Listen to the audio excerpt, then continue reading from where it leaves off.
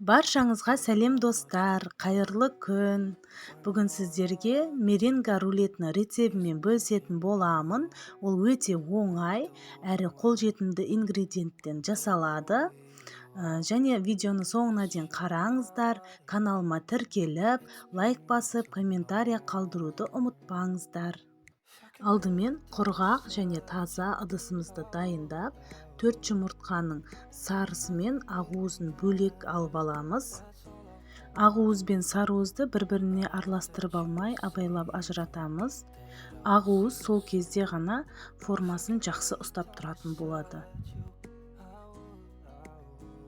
Миксерді ең азына қойып, жаймен араластырамыз. Сосын 220 грамм қантымызды аз-аздан салып араластырамыз.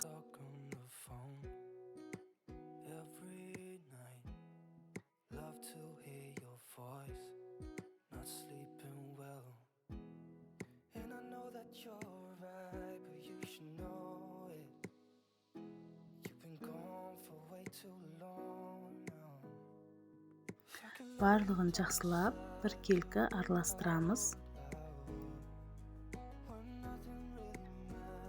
Азғантай ғана лимон қышқылын қосатын боламыз.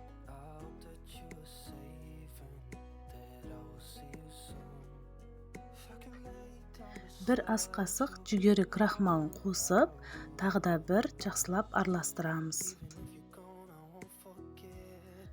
Ыдысын төңкерген кезде массамыз ағып кетпеу керек. Міне дайын болды. Табанның үстіне пергамент қағазын төсеп, өзімізге ыңғайлы етіп, біркелкі жағып шығамыз.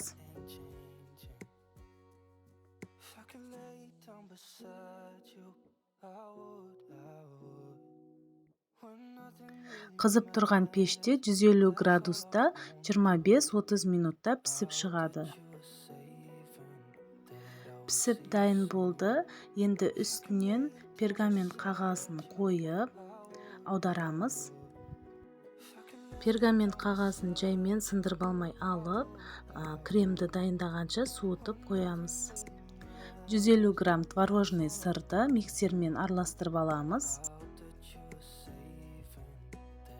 Үстінен 4 ас қасық қант ұнтағымызды салып, тағы да араластырып аламыз.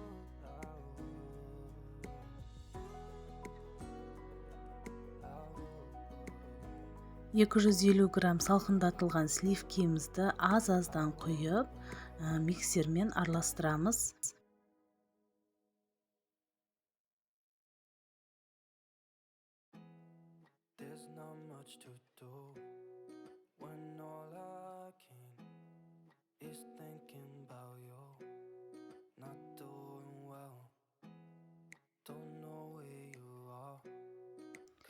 Креміміз дайын болды. Енді тестамызға кремімізді өзіміздің қалауымызша жағып шығамыз.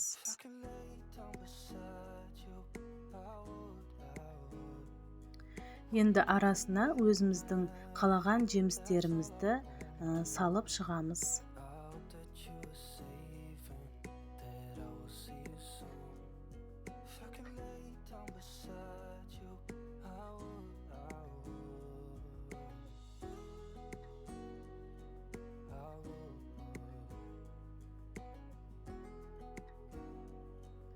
Пергамент қағазынан ұстап, бір шетінен жаймен сындырып алмай, орап шығамыз.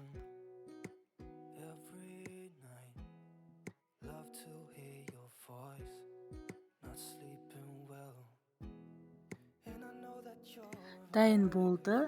Енді тарелкемнен үлкен болғандықтан мен ортасынан өзіме ыңғайлы етіп кесіп алдым. Енді бетін өзіміздің қалауымызша сәндеп шығамыз.